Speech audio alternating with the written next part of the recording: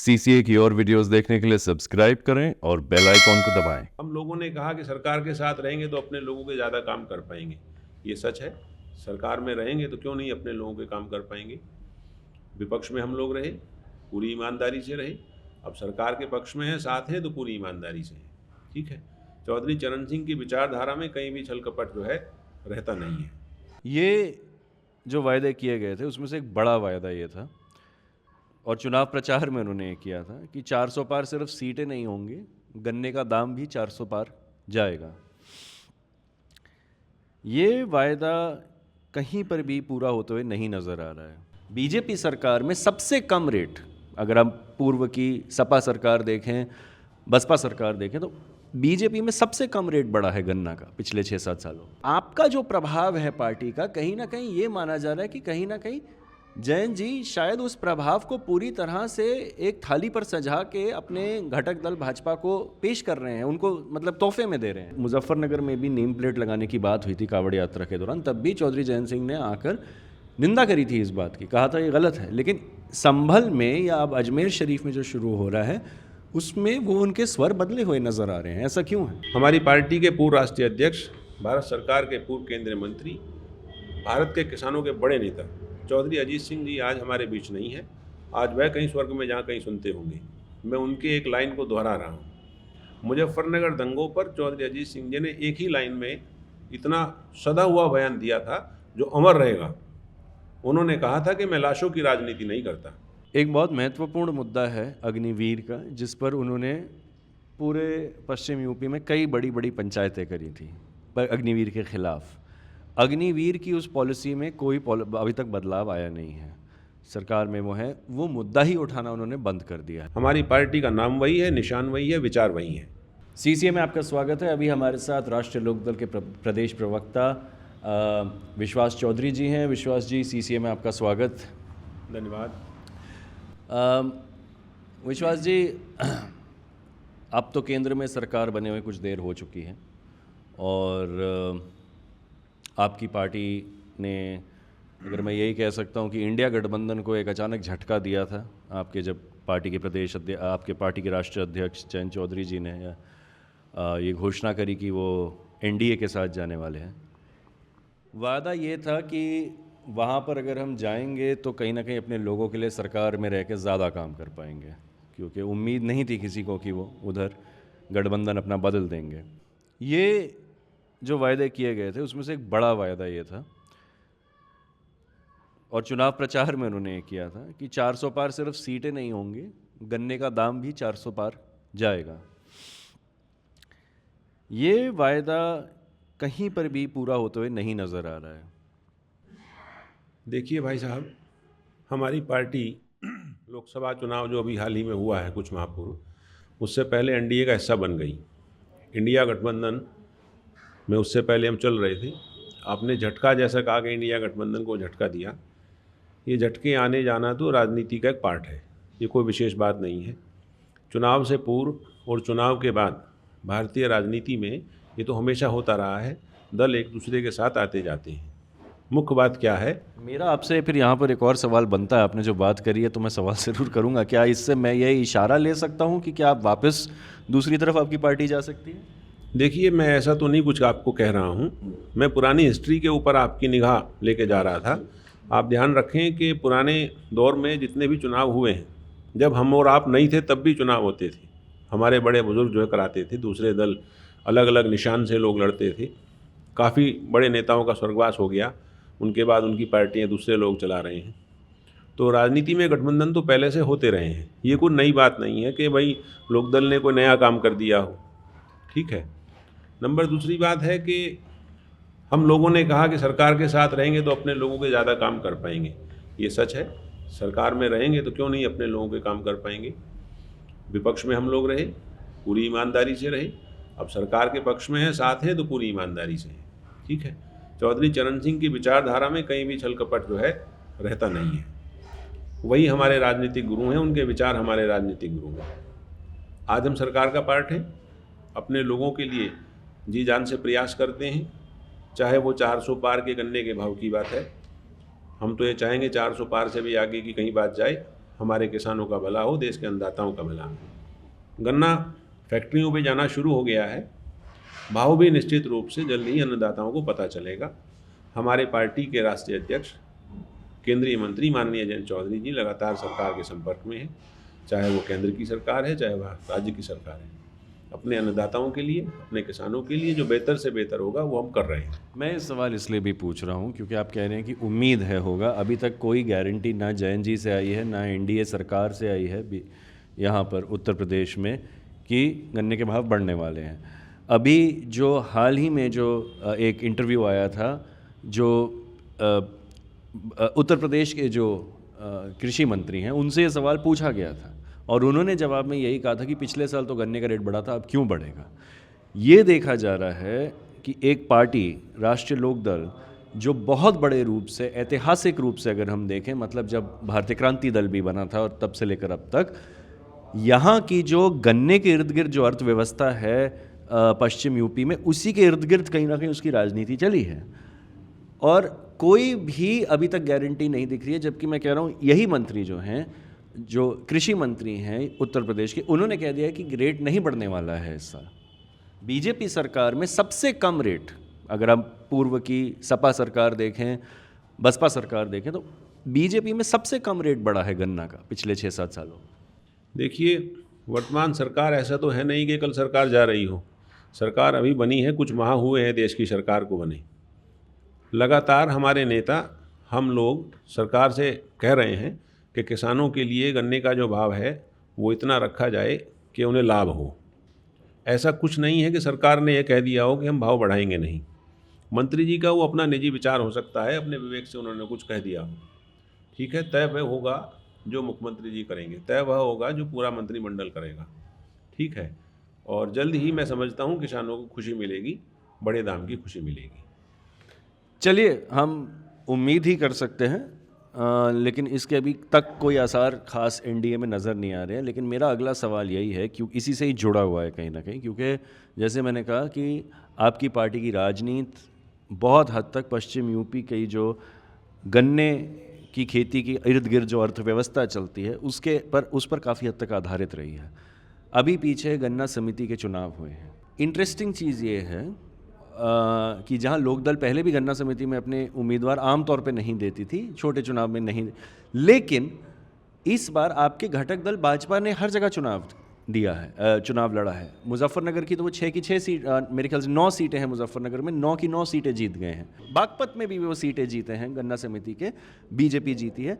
कि आपका जो प्रभाव है पार्टी का, कहीं ना कहीं ये माना जा रहा है कि कहीं ना कहीं जयंत जी शायद उस प्रभाव को पूरी तरह से एक थाली पर सजा के अपने घटक दल भाजपा को पेश कर रहे हैं, उनको मतलब तोहफे में दे रहे हैं। देखिए, आपने अभी जैसे कहा मेरी पार्टी राष्ट्रीय लोकदल को आपने सीमित कर दिया गन्ना किसानों तक। ऐसा नहीं है। मेरी पार्टी, मेरे नेता विशाल सोच के व्यक्तित्व हैं। मेरी पार्टी विशाल सोच की पार्टी है। बेरोजगार हों, मजलूम हों, मजबूर लोग हों, लाचार लोग हों, असहाय लोग हों, चाहे वह वर्ग के हिसाब से आप बात कर लीजिए, SC, ST, OBC, जनरल, हम सब लोगों के साथ हैं। सब लोगों के लिए हम काम करते हैं, सब लोगों के लिए हम सोचते हैं। रही बात गन्ना समितियों के चुनाव की, मेरी पार्टी राष्ट्रीय लोकदल पहले से भी गन्ना समिति के चुनाव में अपने समर्थित प्रत्याशी नहीं उतारती थी। इस बार कुछ एक जगहों पर हमारे प्रत्याशी जो है जीते हैं, कुछ एक जगहों पर हमारे इंडिपेंडेंट प्रत्याशी जीते हैं, कुछ एक जगहों पर हमारे संयुक्त प्रत्याशी जीते हैं। ऐसा नहीं है कि हमारी पार्टी ने वह राजनीति छोड़ दी हो गन्ना समितियों की। आप जो बात कर रहे हैं कुछ जिलों की, पश्चिम के जो कुछ ज़िले हैं, पूरे प्रदेश के जो कुछ ज़िले हैं, मेरी पार्टी का पिछली हिस्ट्री आप उठाइए। हमारी पार्टी की जो पिछले चुनावों की स्थिति गन्ना समितियों की है, पहले भी हम लोगों ने बहुत ज़्यादा उसमें इंटरेस्ट नहीं लिया। कारण है उसका, हमारी पार्टी का जो कार्यकर्ता है, समर्थक है, जो हमारे पार्टी का वैचारिक समर्थक है, वही लोग चुनाव उसमें लड़ते हैं। सीधा किसानों की वहाँ मतदाता हैं, मतदाता के रूप में किसान ही है। तो हमारी पार्टी की स्थिति मैक्सिमम जिलों में, पश्चिम में तो खास तौर पे, जो ऊपर के 2-3 लोग होंगे जो चुनाव लड़ेंगे, जो चुनाव हारेंगे, फर्स्ट और सेकंड पर रहेंगे, हमारी पार्टी के लोग ही रहते हैं। अक्सर आप देखिएगा, लोगों से मिलेंगे तो बताएंगे आपको। तो ऐसा नहीं है कि हमारी पार्टी ने वहाँ बिल्कुल सरेंडर कर दिया हो, ऐसा कुछ नहीं है। नहीं, लेकिन अगर आप देखेंगे, जैसे आपने खुद कहा इस बार कि इस बार हम चुनाव लड़े हैं, बल्कि बागपत की कुछ सीटों में, चाहे स्वतंत्र उम्मीदवार को, निर्दलीय उम्मीदवार को समर्थन किया, आप ही के पार्टी के सिंबल पर लड़े हों, लेकिन भाजपा ने तो 9 की 9 सीटें लड़ी वहाँ उत्तर प्रदेश मुजफ्फरनगर ज़िले में, जहाँ पर आप 6 में से 4 विधायक तो आपकी पार्टी से हैं, फिर भी वहाँ पर आप एक कैंडिडेट भी नहीं दे रहे हैं, ऐसा क्यों? देखिए, मैंने आपसे जैसे अभी कहा, पहले से हम लोग वहाँ समर्थित प्रत्याशी नहीं देते थे, ये कोई पहली बार नहीं हुआ है। जनपद बागपत की आप बात कर रहे हैं, वहाँ 3 शुगर फैक्ट्रियाँ हैं, बागपत, रमाला और मलकपुर। ठीक है, रमाला में हमारी पार्टी के समर्थित प्रत्याशी हैं, बागपत में हमारे विचार के प्रत्याशी जो चुनाव जीते हैं, एक तरफा चुनाव हुआ है। बागपत में भाजपा से संबंधित लोग जीते हैं, हम गठबंधन में, हमारे लोगों ने उन्हें सहयोग किया है, वैसा तो कुछ नहीं है।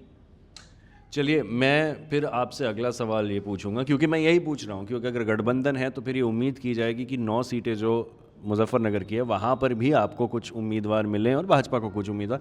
पर खैर, मैं इस विषय से थोड़ा आगे जाता हूँ। एक बड़ा सवाल है, चौधरी जयंत सिंह जब विपक्ष में थे, भाईचारे की बात करते थे, सांप्रदायिक सौहार्द की बात करते थे। अभी बहुत कुछ दुर्भाग्यपूर्ण घटनाएं देखने को मिली हैं, खासकर कि संभल की जो घटना है।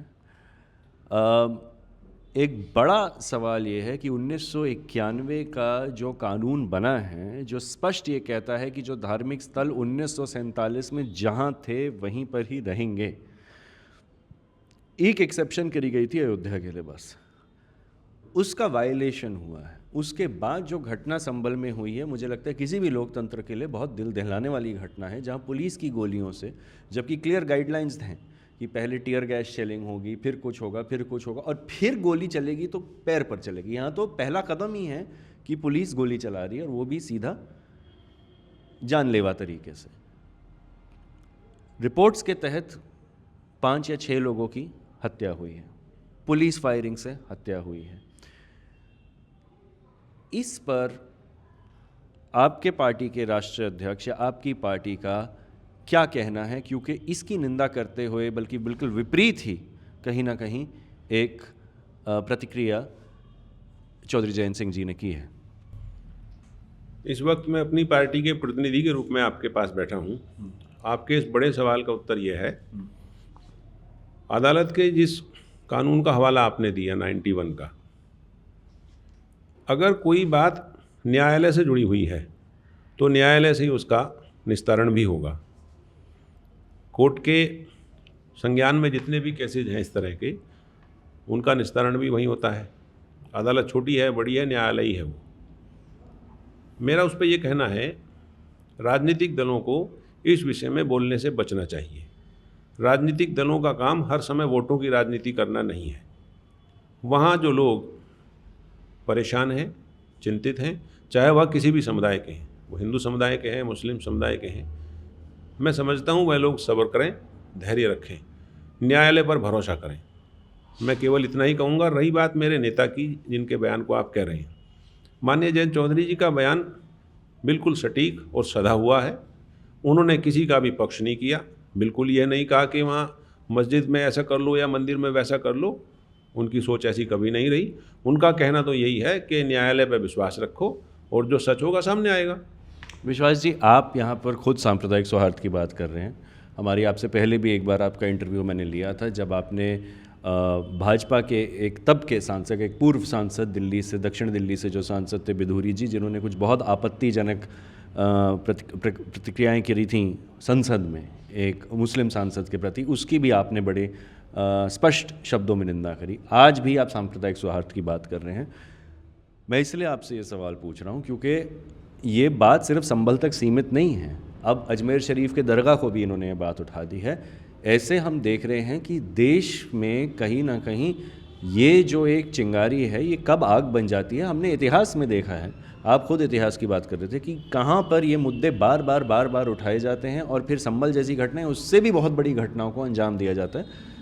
हमारे यहाँ पर भी 10 साल पहले, 11 साल पहले कितना एक बहुत ही दर्दनाक सांप्रदायिक हिंसा हुई थी। आपसे मैं ये सवाल इसलिए पूछ रहा हूँ क्योंकि आपकी पार्टी आज एनडीए के साथ है, भाजपा उसकी सबसे बड़ी घटक दल है।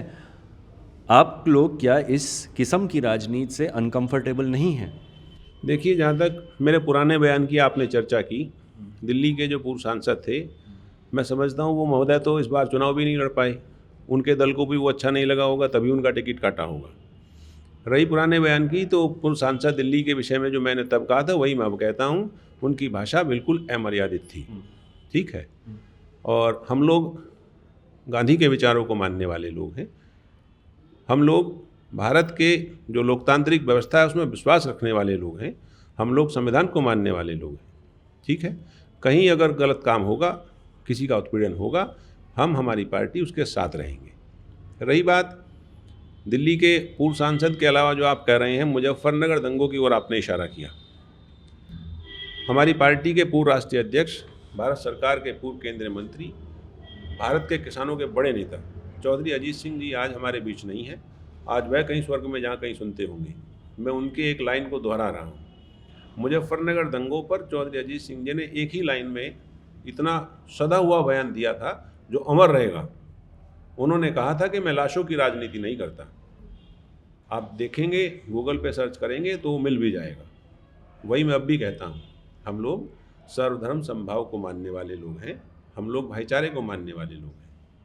मैं इसीलिए ही आपसे ये सवाल पूछ रहा हूँ, क्योंकि सांप्रदायिकता का जहाँ तक सवाल है, राष्ट्रीय लोकदल कहीं ना कहीं, चाहे चौधरी अजीत सिंह हो, चाहे चौधरी चरण सिंह हो, या फिर आज चौधरी जयंत सिंह हो, इन्होंने इन चीज़ों पर सख्त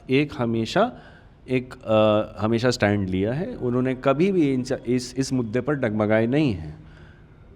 और 2013 के दंगे के बाद जब आपकी पार्टी को बहुत नुकसान हुआ, उसके बावजूद भी उन्होंने इस राजनीति के सामने बिल्कुल भी कहीं ना कहीं कॉम्प्रोमाइज़ नहीं किया। लेकिन आज जब हम देखते हैं, क्योंकि जब मुजफ्फरनगर में भी नेम प्लेट लगाने की बात हुई थी कांवड़ यात्रा के दौरान, तब भी चौधरी जयंत सिंह ने आकर निंदा करी थी इस बात की, कहा था ये गलत है। लेकिन संभल में या अब अजमेर शरीफ में जो शुरू हो रहा है, उसमें वो उनके स्वर बदले हुए नज़र आ रहे हैं। ऐसा क्यों है? देखिए, स्वर बदले नज़र नहीं आ रहे हैं। नेम प्लेट वाली बात पे आप ही हमारे नेता के बयान को कह रहे हैं। रही बात संभल की, मैं अपना स्टेटमेंट दोहरा रहा हूँ। मैंने अभी भी आपसे कहा था, हमारे नेता ने बिल्कुल भी हिंसा का पक्ष नहीं लिया। हमारे नेता ने ये बिल्कुल नहीं कहा कि जिनकी हत्या हुई, जिनकी मृत्यु हुई, वह गलत हुआ। गलत ही हुआ। ये कहाँ कहा कि वो सही किया। और रही बात ये कि अनकंफर्टेबल हम क्यों होंगे? हमारी पार्टी का नाम वही है, निशान वही है, विचार वही है, ठीक है। हम एक पुराने जो गठबंधन था हमारा यूपीए, जिसको अब एनडीए कहने लगे हैं, वह छोड़ करके हम एनडीए में आए हैं। इंडिया कहने लगे, इंडिया अब कहने लगे हैं। यूपीए पहले था, बात वही है, लगभग वही दल हैं, ठीक है। हम एनडीए में पहले भी रह चुके हैं, अब एनडीए में फिर वापसी हुई है, लेकिन हमारे विचार जो थे वही हैं। मेरा आपसे आखिरी सवाल है और इसी से ही जुड़ा हुआ सवाल है। मीरापुर में अभी उपचुनाव हुआ, मुजफ्फरनगर ज़िले की सीट मीरापुर में। आप लोग वो सीट फिर से जीते, मुबारक हो आपको। धन्यवाद। लेकिन एक सवाल है, और एक चुनाव में मुझे लगता है, एक लोकतंत्र में चुनावी प्रक्रिया पर जब सीधा सीधा प्रशासन का एक बायस्ड या एक तरफा एक कार्रवाई करती हुई प्रशासन नज़र आए, तो मुझे लगता है लोकतंत्र को एक बहुत बड़ा इससे एक धक्का लगता है। मैं उस चीज़ पर आपसे एक ज़रूर सवाल करूँगा। बहुत सारी वीडियोज़ आई हैं मीरापुर चुनाव की, जहाँ पर मुसलमान बहुल गांव में कई जगह वोटिंग करने नहीं दे रही है पुलिस। एक जगह तो ऐसी भी वीडियो आई है जहाँ सीधा बंदूक तान रही है वोटर्स पर, उनको सस्पेंड भी किया गया है। इस पर अभी तक आपका या आपकी पार्टी का कोई प्रतिक्रिया नहीं आई है? जयंत जी की कोई प्रतिक्रिया नहीं आई है? इस पर आपका क्या कहना है? प्रतिक्रिया है। उस समय भी हमारे जो प्रदेश और राष्ट्रीय स्तर के कार्यकर्ता और नेता थे, उनकी प्रतिक्रिया आई थी। आज आप पूछ रहे हैं, मैं देता हूँ जी। मीरापुर में अगर कहीं कानून का पालन नहीं हुआ है, ठीक है, चुनाव आयोग में आप शिकायत कीजिए, जांच होगी, सच सामने आएगा, ठीक है। कानूनी रूप से आप थाने में जाकर के अपनी रिपोर्ट दायर कर सकते हैं। कानूनी रूप से आप न्यायालय का सहारा ले सकते हैं। कुछ एक वीडियो ऐसे आए हैं जो प्रथम दृष्टया देखने के बाद लगता है कि गलत हुआ है, ठीक है, लेकिन जब पूरा वीडियो सामने आया, हमने देखा, तो वह क्रिया की प्रतिक्रिया थी। आप मुझे कुछ कहेंगे तो कुछ मैं भी तो कहूँगा। और इस सब के बाद लब्बो-लुबाब यह है मेरा, जो आपका क्वेश्चन है उसके ऊपर, हम लोग नहीं चाहते कि कोई मतदाता मताधिकार से वंचित रहे। हम तो चाहते हैं कि 100% मतदान हो। पहले भी यही चाहते थे, अब भी यही चाहते हैं।